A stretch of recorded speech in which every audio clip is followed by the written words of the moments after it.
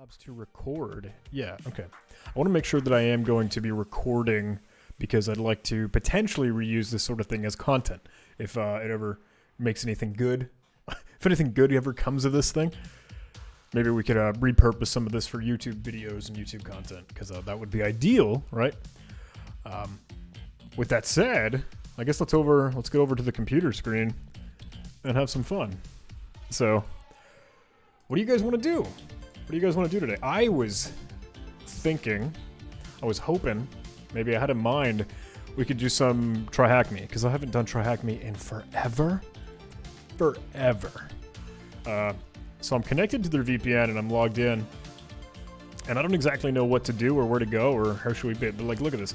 0-day streak, because I've done nothing for like a year. But, we'll bump around. We'll just goof off. I don't know what kind of room we want to jump into, what we should do. I'd like to kind of start small, start slow.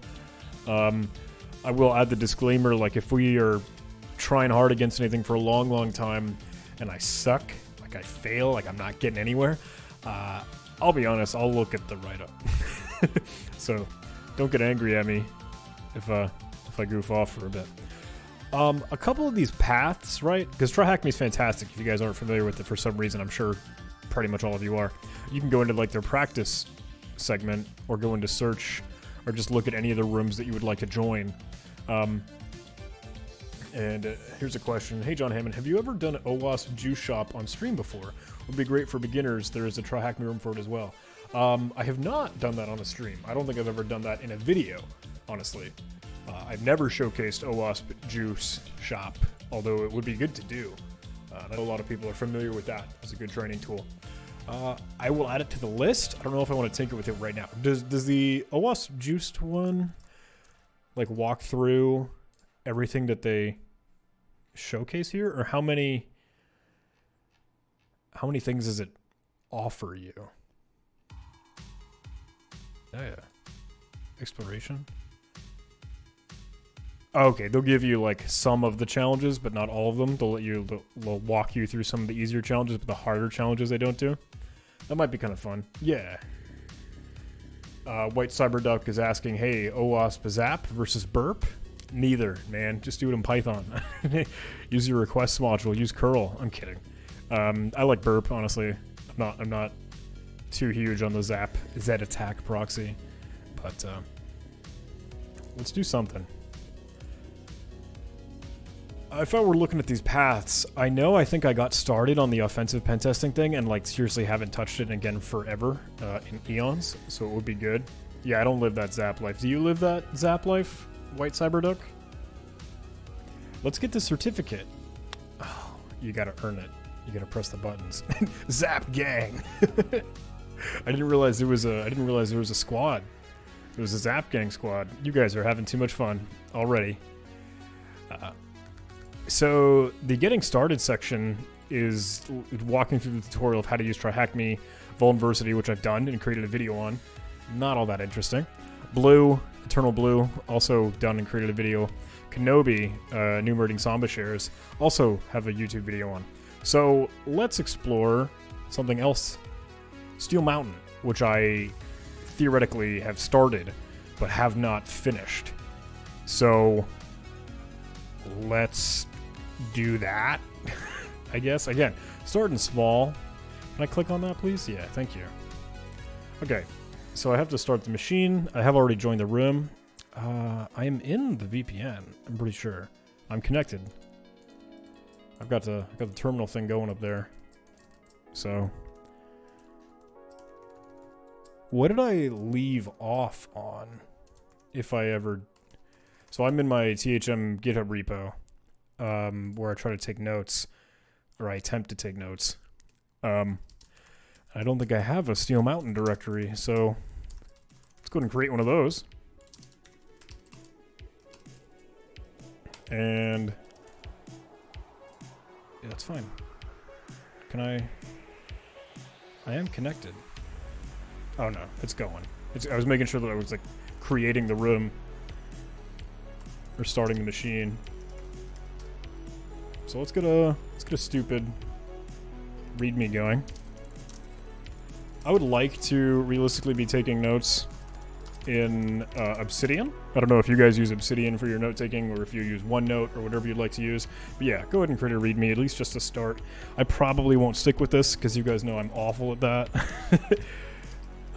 But it is still September 2nd for at least 4 more minutes for me. So let's poke around. Let me verify I'm actually connected to the VPN. It really doesn't think that I am. So maybe this thing that I'm connected to is just kind of wrong. Let me disconnect and reconnect. Let me re-download my VPN key. I'm going to not show that by the magic of hiding things with my face. So now let's open VPN. Hello? I guess there's literally nothing sensitive that shows that. Maybe I don't think it. I'm connected now. Okay, cool. It now believes me and trusts that I am in fact connected. So let's ping this guy. Yeah. Cool, he's doing better now. Let's export the IP address as that. And save that as something that we could really use more while that ping is going. Sweet. Now I can reference the IP address because I'm going to forget it all the time. But 10.10.185.133. I should keep that in mind. So, deploy the machine. Who is the employee of the month? What did I solve in this originally? How did it think that I had progress on this if I've literally solved nothing? Well, I'm going to assume that the employee of the month is going to be displayed up here. Oh yeah, employee of the month is right there. It doesn't show me his name, and I don't remember his name from the show, Mr. Robot, but let's go ahead and get started with an Nmap scan. I'll do Nmap initial on the IP address, so we start to scan this thing. Let me bring that way up so I can still actually use my terminal. The source of this web page will obviously tell us, or probably very likely have the name in the file, which it totally does. It looks like Bill Harper. Done. Okay.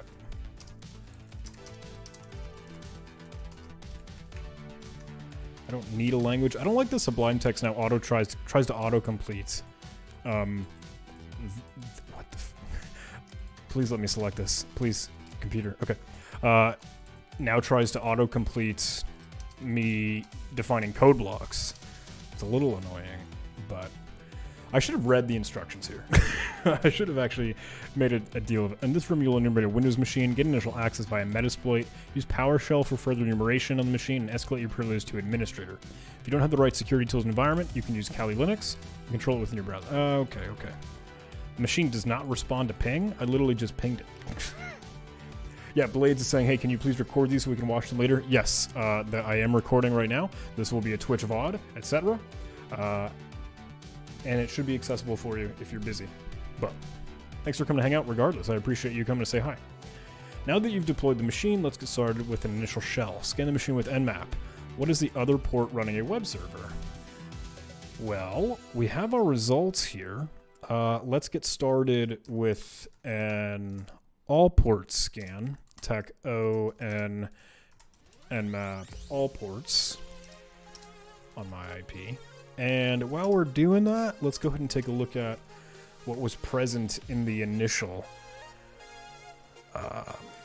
80, of course. IIS, HTTPD, Windows ports. Oh, it has SMB, so we could do some stuff. It has RDP, and has port 8080 running another HTTP server. So that would be worthwhile checking out, and there's a ton of other MSRPC ports. Can we get to 8080, please? We can, and this looks like it has HTTP file server, and this is totally this is definitely something that's vulnerable. I've seen that before.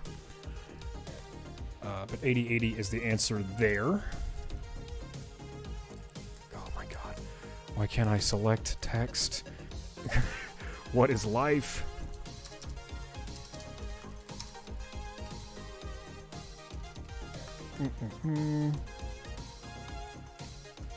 I should probably take notes as to how I solve this. View web page and Control U or view source to actually see the guy's name.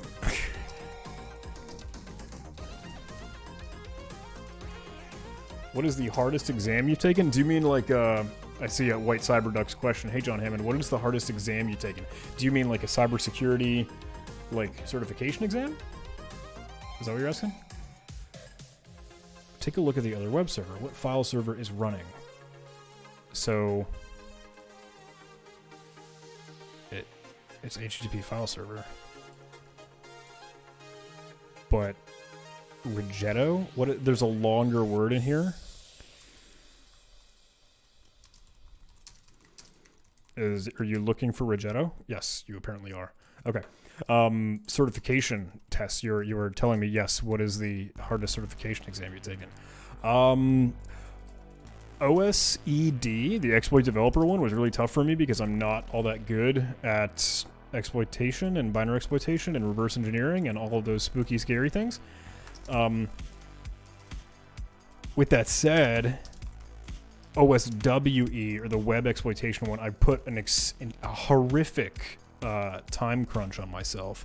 I was flying back from Christmas, like Christmas vacation, spending time with my family's, my girlfriend's family, her house, and I had to fly back to where I live during the exam time, and it ate however many hours because I was traveling.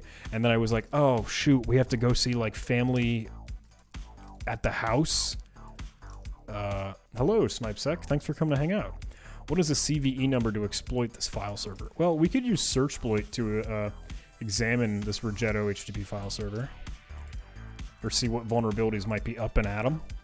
So, is certsploit in my path? Yes, it is. Okay, so if you haven't used certsploit before, certsploit is a utility that lets you kind of look through the exploit DB or exploit database that is normally held online, all locally, or kind of through the command line. And you don't need to open up your web browser. You can just search whatever you want with this certsploit utility. So it looks like it found a couple things here. There is a remote command execution vulnerability. Looks like that has a Metasploit module, that TAC-M there. I'm going to assume is trying to just tell me, yep, that's Metasploit. Multiple vulnerabilities in a Python script, arbitrary file upload. One is a Python script, the other is a Python script, etc., etc. What version are we up against? Version 2.3. Okay, that's good to know. So any 2.3x, 2.3x will be vulnerable to remote code execution, but we need to know what the CVE is. So let's take a look at one of these exploits, like information in the documentation that they would provide here in the file that's provided. So you can examine a given path that certsploit might offer you with TAC-X, and then you'll paste in the path that you could use for whatever entry you want to look at. So if I were to run that, it gives me a lot of information, and it looks like CVE is displayed right there. So I'm going to assume, if I were to read through this, yeah, it looks like you can execute things pretty easily. So that is likely the CVE that we're looking at. What is the CVE number to exploit this file server? Do you mean like that? How many things did you need in there? 1, 2, 3. What are you asking for? Yeah.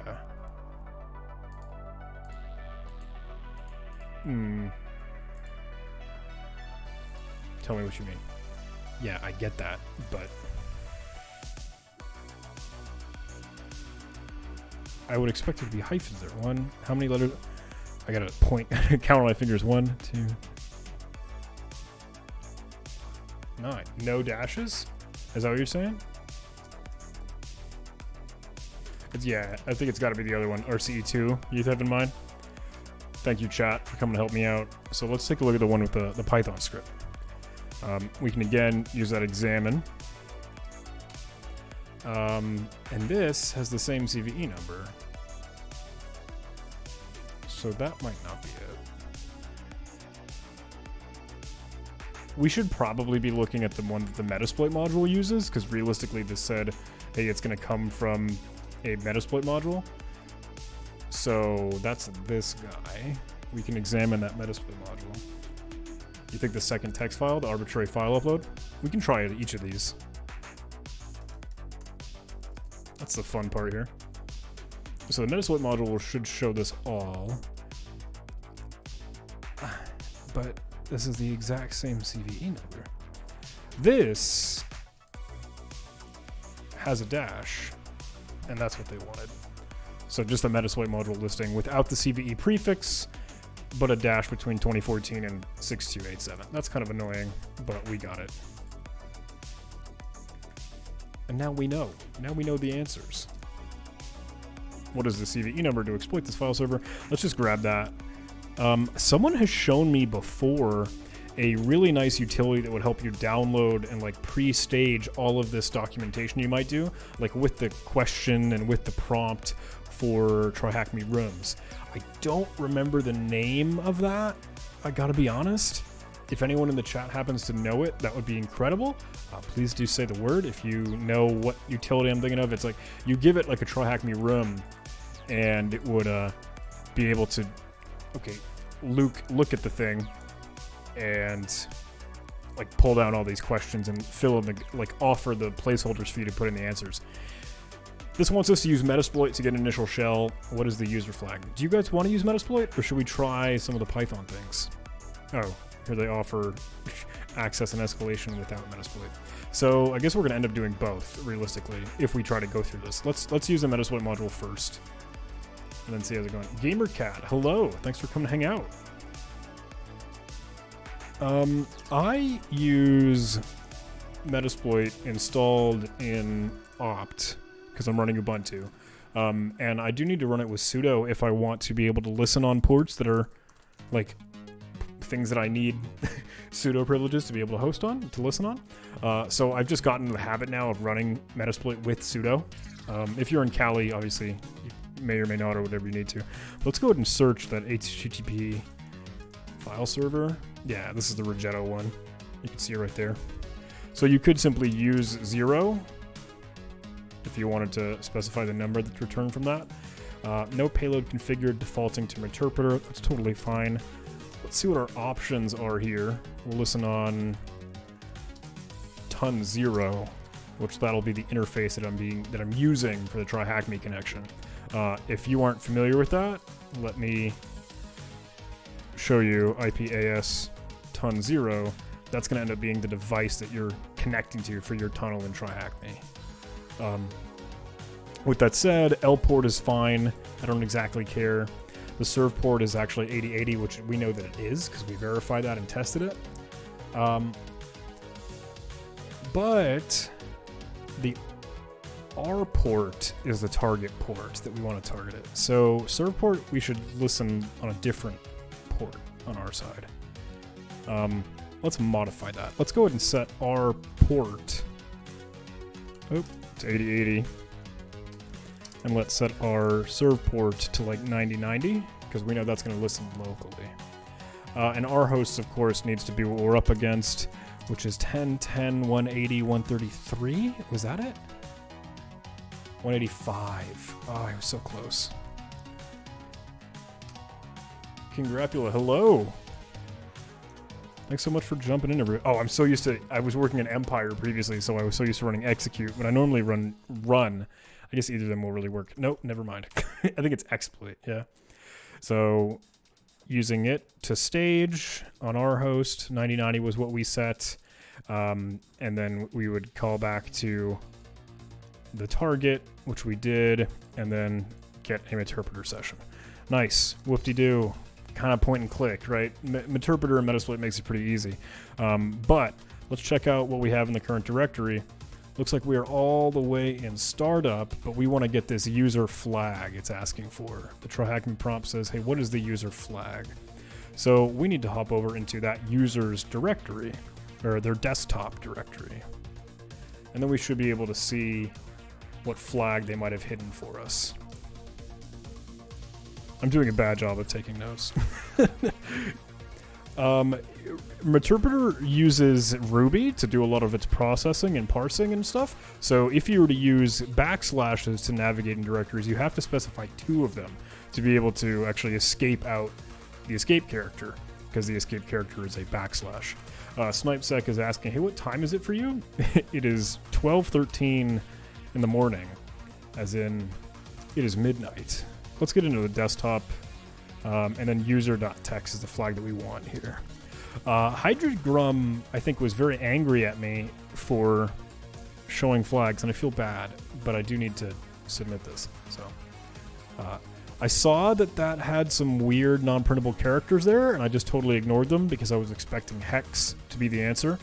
So I grabbed that, and that looks like that's what it was. So we could use this. And now the next part is privilege escalation. So let's use a task 3 privilege escalation. Now that you have initial shell on this Windows machine is built, we can further enumerate the machine and escalate our privileges to root. Cool. To enumerate this machine, we'll use a PowerShell script called PowerUp. Its purpose is to evaluate a Windows machine and determine any abnormalities.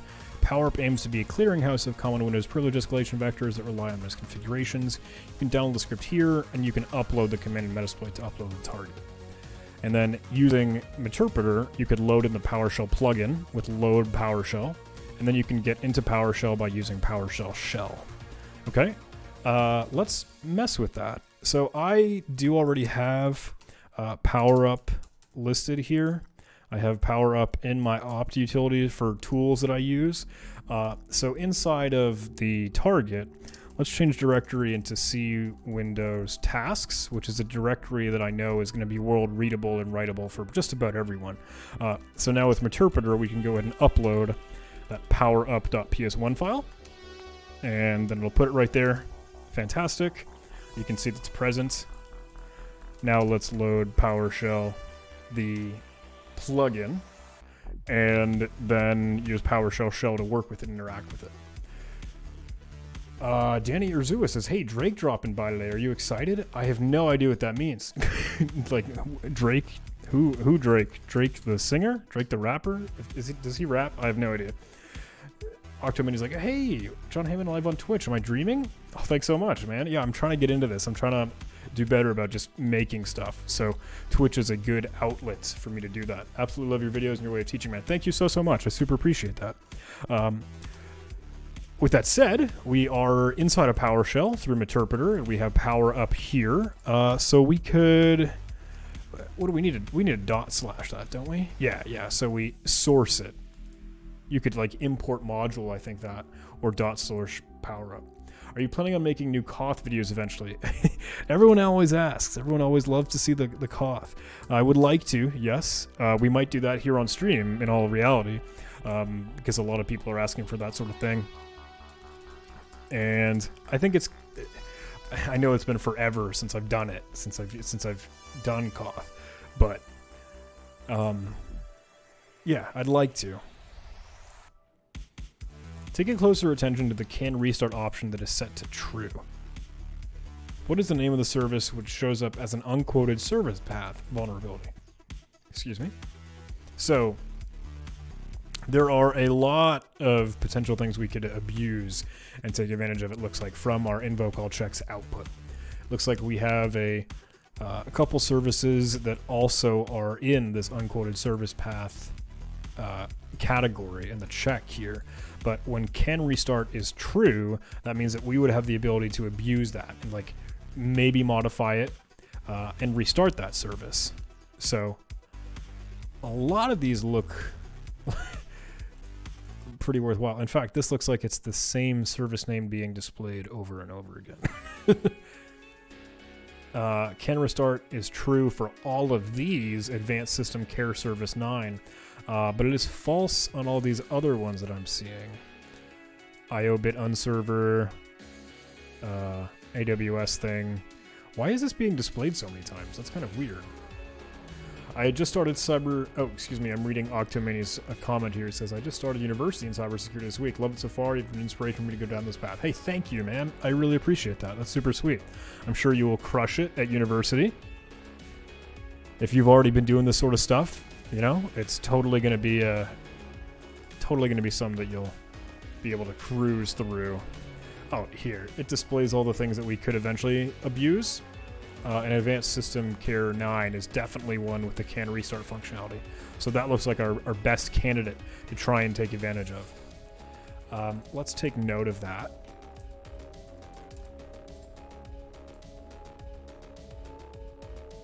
Copy that super quick.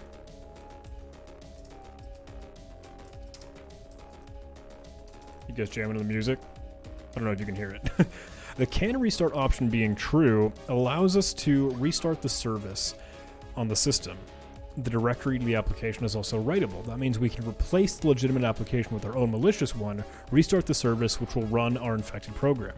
Use MSF Venom to generate a reverse shell as a Windows executable. Upload your binary and replace the legitimate one.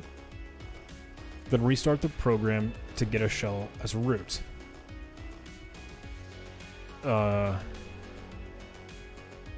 That works, but why don't you just use the invoke all checks abuse function?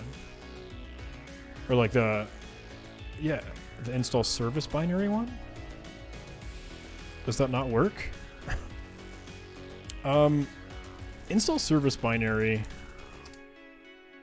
Can I know, I guess I can get help on install service binary. Can I specify the binary that I want it to abuse? Name, string, username, password, local group, credential, command. Okay, so command is what we would want it to have it do. And we'll want to execute it. We totally don't have... I really don't think that we're going to end up having antivirus on, considering it just told us use a Meterpreter payload to call back to it. So maybe that would just be a little... we're definitely not going to run into Windows Defender. Can I invoke the service binary and see what it does? I think it goes ahead and creates a new user, net user John. And was he created? No, seemingly. That's kind of annoying.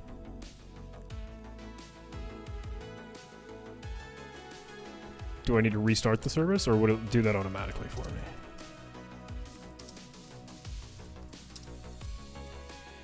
We don't have this user John created yet, so we should totally mess with that on our own. We could do that manually if needed. Let's go ahead and create that.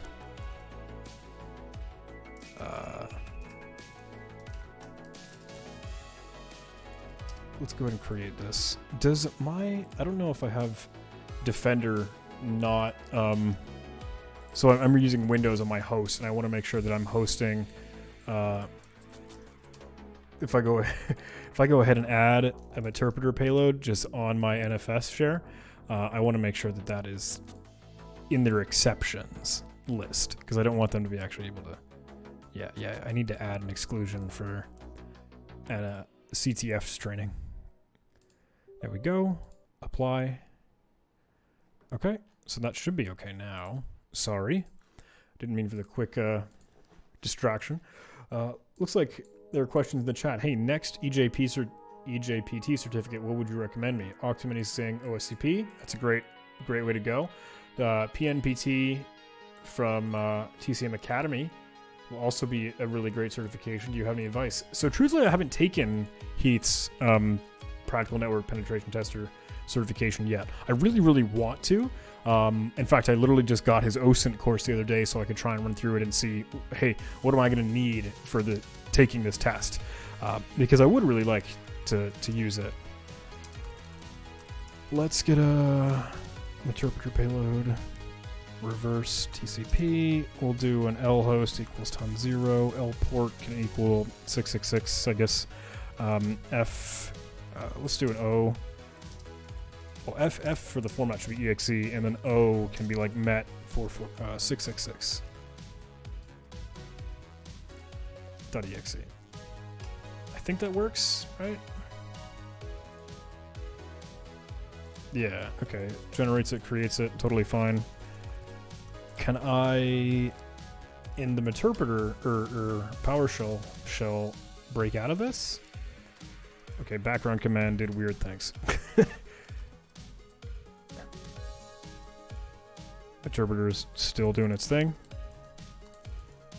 Let's upload what is in my current directory. Let's upload that met 66666. So that should be present if it will let me. What directory am I in right now? Did my interpreter die? I feel like my interpreter died. Hello? Can I re-exploit it? Because it makes it too easy? Yeah. Give me real interpreter, please. Cool.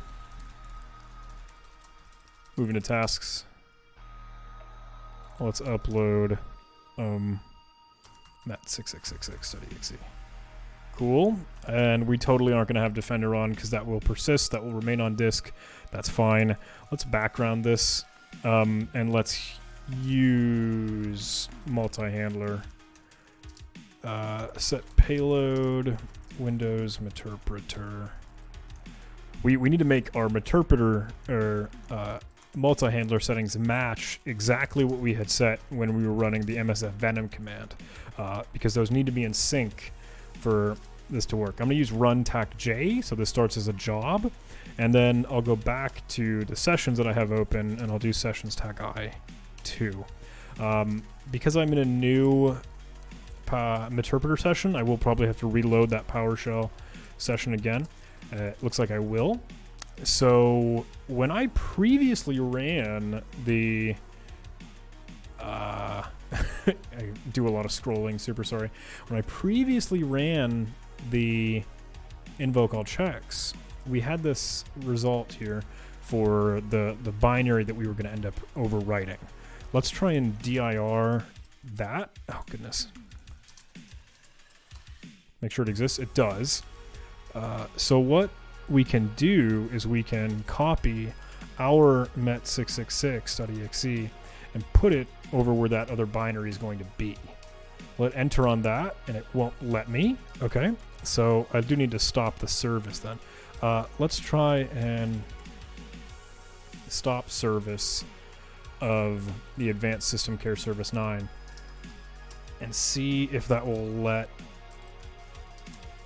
that turn off or not. Okay, looks like it is stopped. Good. And I see Alia in the chat. It says, hey, good morning, John. I didn't know you streamed on Twitch. Big fan. Thank you so much. Yeah, I'm trying to do this, just get into the habit, just do this more. YTE Mask says, hey, you started streaming a few days ago. Yes. Yes, thank you. I appreciate you coming to hang out and watching. If you haven't, do all those Twitch things and follow and all that crap. I don't know. I don't know how Twitch works. Now, let's go ahead and dir that again. Let's make sure if I try and copy my met666.exe here, paste... Oh, crap. And then I'll paste in the new path that I want to overwrite, which is the path of that service. Looks like it allowed me to because I had stopped the service and it's not running anymore. You can see that that error was previously. Now, if I were to dir that again, we should see the file size has changed. Yes, and it should match what we have in our own met666.exe. Perfect. So if I were to start service of that previous service name, because I have the Meterpreter and Metasploit listener waiting, when I execute this, we can see it does receive the callback and we have a session opened. Perfect. Now, I am going to have to get out of my PowerShell session, so I'll hit Control-Z to do that, and I'll type in background again, or Control-Z in Meterpreter, because now if I check out sessions, I have a session 2, which are our original Bill user, but I now have an NT Authority system on that same machine. Oh, and it died, which is a little frustrating. Okay. That's stupid and annoying. Can I start up another listener? And then interact with number 2? Did this shell die yet again? Because that would be very frustrating. Looks like it did. Fantastic. Okay. Oh, yep, definitely dead. Let's use the Rigetto one previously, just as we had earlier. Ton 0, 999, that all works okay. Perfect. That gets me an original shell again. Interpreter session 4. Still has a low privilege user, Bob.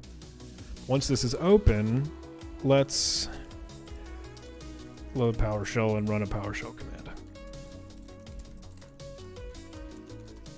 Cool. Is a restart service a thing? And let's get that service name again. I don't know if that's a thing or not. Nope, looks like it is. Perfect. Now let's immediately background all of these. And please let me get into session 5 as quickly as you can. Holy crap. Holy crap.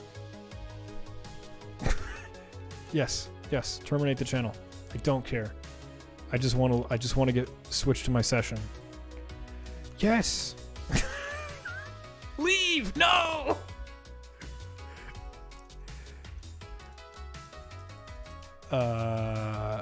Background. Do I still have... No, I don't even have session 5 anymore. What are you doing? That's super annoying. What do they do?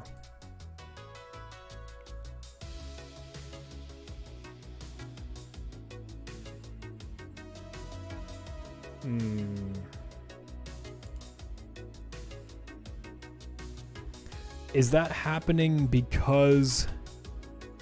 Oh, they're just getting a regular shell. They're not even using Meterpreter. Let's do that. So let's just generate a staged reverse shell, and let's listen on like 5555, and let's call that shell 5555. Yeah? I think that will work okay. Is session 4 still okay, or did that thing die?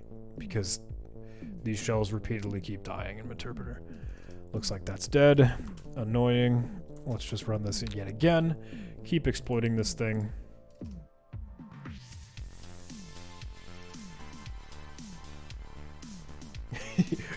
I know you guys are loving all this troubleshooting that we're doing, right? Keeping it real. Yeah, you just want to just regular Michelle? You think that will work? I don't know if you already did, but I uploaded another Meterpreter shell, which will allow me to do much more. It seems like the first one that loads is a little janky. Maybe that's it. Maybe it's because I'm just running in that service.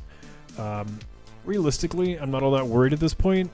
We should just be able to upload our shell 555.exe and then copy that to the original path that we're trying to clobber. I have to do a lot of scrolling to go find that again, but I will deal.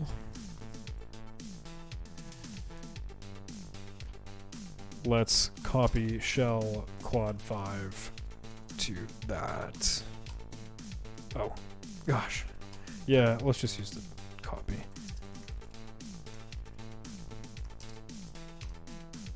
Okay. Yeah, override it is totally fine. Cool. What is it to... First of all, let's start listening. So we have a... You can use a net service restart, right?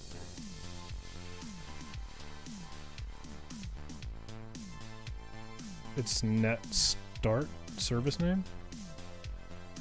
Or SC you could use. But I want to... I don't know if that's the correct service name. Looks like it is. Okay. I am NT Authority System. Let's get to C users administrator desktop as quickly as we can. Oh my god. DIR. Administrator. Why was that wrong? Did I have a typo? Bring me to the desktop, please. Cool. There's root.txt. I'm just in just regular Windows shell, so I need to use the type command, and that will display it out. Perfect. Did this shell just die? No. Okay, it lived. But that submits that flag.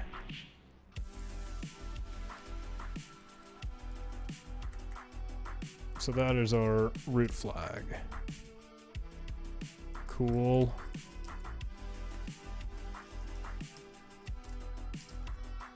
No, shoot, sorry. That is basically done, realistically. Let's see. Now let's complete the room without the use of Metasploit. Okay, first we'll utilize PowerShell and WinPs to enumerate the system and collect the relevant information, escalate to nothing. To begin, we should be using the same CVE, however, let's use this exploit. You'll need a web server and netcat listener active at the same time for this to work. To begin, you'll need a netcat static binary on your web server. If you don't have one, you can download it from GitHub. Why can't you just host... Aren't you doing this from Linux? You need to run the exploit twice. The first time we'll pull our netcat binary to the system, and second we'll execute our payload to gain a callback. Which exploit are you guys using? Why are you doing all this janky stuff? I mean...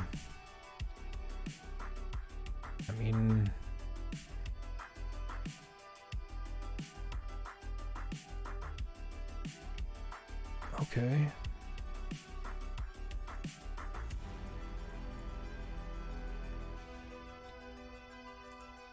I get that.